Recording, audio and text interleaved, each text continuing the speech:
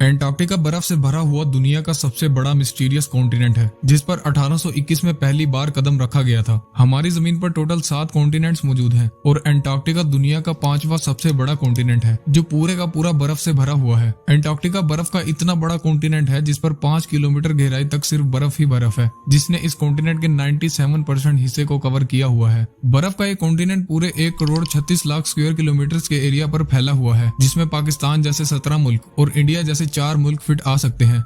इस कॉन्टिनेंट पर इतनी बर्फ है कि अगर वो एक साथ सारी पिघल जाए तो दुनिया भर के समुद्रों की सतह में 200 फुट तक इजाफा हो जाएगा। दुनिया के फ्रेश वाटर का 60% हिस्सा एंटार्क्टिका में आइस शीट्स की शक्ल में मौजूद है। चाहे जून जुलाई का गर्म मौसम ही क्यों ना हो, लेकिन एंटार्क्टिका का टेम्परेचर पूरे साल -50 डिग्री सेल्सियस से -90 डिग्री सेल्सियस तक रहता है, और यही वो वजह है जिसकी वजह से यहाँ जिंदगी की उम्मीद लगभग ना होने के बराबर है। हालांकि पूरे एंटार्क्टिका में सिर्फ 2 ATM मशीन ही मौजूद है। यहाँ गर्मियों के 6 महीने मुसलसल दिन रहता है और सर्दियों के 6 महीने मुसलसल रात। ना ही एंटार्क्टिका में कोई टाइम जोन फॉलो होता है और ना ही इस कॉन्टिनेंट पर किसी कंट्री का कब्जा है। 6 महीनों तक सूरज के तलू और गरूब होने के बगैर यहाँ टाइम का अंदाजा लगा पाना बहुत मुश्किल होता है। यही वजह है कि एंटार्क्टिका में कोई भी टाइम जोन फॉलो नहीं किया जाता। कई लोगों का ये मानना है कि एंटार्क्टिका की इस बर्फ के नीचे कई राज छुपे हुए हैं, और कुछ लोगों का मानना है कि इस बर्फ के नीचे एक दूसरी दुनिया मौजूद है।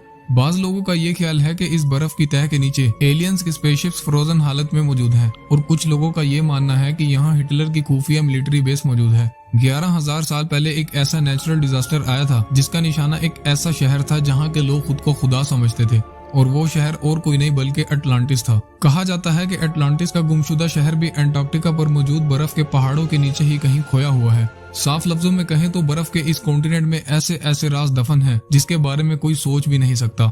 पिछले कई सालों से साइंटिस्ट और रिसर्चर्स एंटार्क्टिका के इन राजों को ढूंढ निकालने की मुसलसल कोशिशों में लगे हुए हैं, और रिसर्च के दौरान इन्होंने ऐसी ऐसी चीजें डिस्कवर की हैं जिन्होंने इन राजों को फाश करने की बजाय इस कॉन्टिनेंट को और भी मिस्टीरियस बना दिया है। यूं कहें कि एंटार्क्टिका की मिस्ट्री सुलझने की बजाय उलझती ही जा रही है। एंटार्क्टिका से अब तक 400 से भी ज्यादा लेक्स डिस्कवर हो चुकी हैं, जो बर्फ की लेयर्स के नीचे छुपी हुई हैं। 2009 में एंटार्क्टिका की बर्फ के अंदर से एक बिल्ली का ढांचा मिला था, जिसने रिसर्चर्स के होश उड़ा दिए थे। हैरत की बात यह थी कि यह ढांचा किसी आम बिल्ली का नहीं था। ये जिस बिल्ली का ढांचा था वो अंडे देने वाली बिल्ली थी। तहकीक के बाद मालूम पड़ा कि ये जानवर आज से तकरीबन 2.5 करोड़ साल पहले जमीन पर पाया जाता था।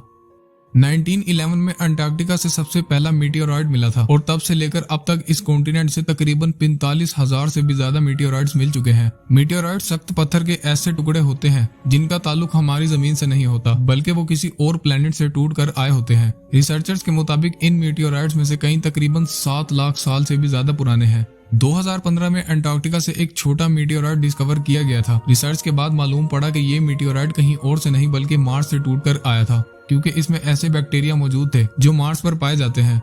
2014 में आर्कियोलॉजिस्ट ने अंटार्कटिका से एक ऐसी चीज डिस्कवर की जिसने सबको हैरत में डाल दिया था। आर्कियोलॉजिस्ट को रिसर्च के दौरान 3 इंसानी खोपड़ियां मिली, जो अंटार्कटिका से मिलने वाली पहली इंसानी खोपड़ियां थी। नॉर्मल खोपड़ियों के मुकाबले ये खोपड़ियां बिल्कुल अलग थी, क्योंकि इनके सर इंतहा से ज्यादा बाहर निकले हुए थे। इस तरह की खोपड़ियां साइंटिस्ट को इजिप्ट और पेरू से भी मिल चुकी हैं, जो इस बात की तरफ इशारा देती हैं कि शायद आज से हजारों साल पहले अंटार्कटिका में भी लोग रहा करते थे, जिनका कोई ना कोई ताल्लुक एंशिएंट इजिप्ट सिविलाइजेशन से भी जरूर रहा होगा।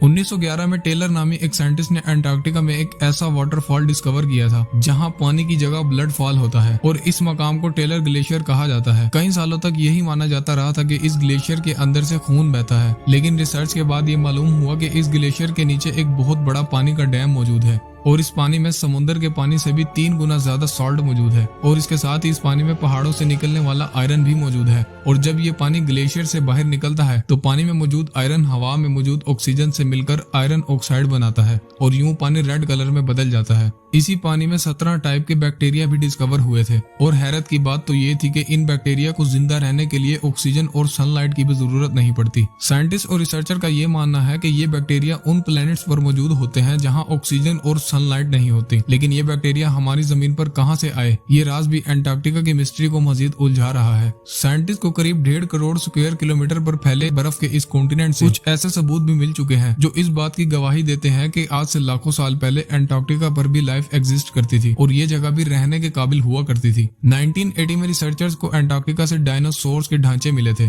और तब से लेकर अब तक यहाँ से कई डायनासोर्स, प्लेजोसोर्स और मोजासोर्स के ढांचे मिल चुके हैं और रिसर्च से मालूम पड़ा कि ये ढांचे तकरीबन 70 लाख साल पुराने हैं, यानी उस वक्त ये जगह रहने के काबिल हुआ करती थी। 1100 फुट की गहराई से आर्कियोलॉजिस्ट को एक इंतहाई खौफनाक मखलूक का ढांचा मिला था। ये ढांचा 8 फीट तक लंबा है और इसका स्केलेटन जमीन पर मौजूद किसी भी जानदार से मैच नहीं हुआ और आज तक इसकी असलियत का पता नहीं चल सका। उम्मीद है आप इस वीडियो को लाइक और शेयर करेंगे और चैनल को भी सब्सक्राइब करेंगे। मिलते हैं अगली वीडियो में।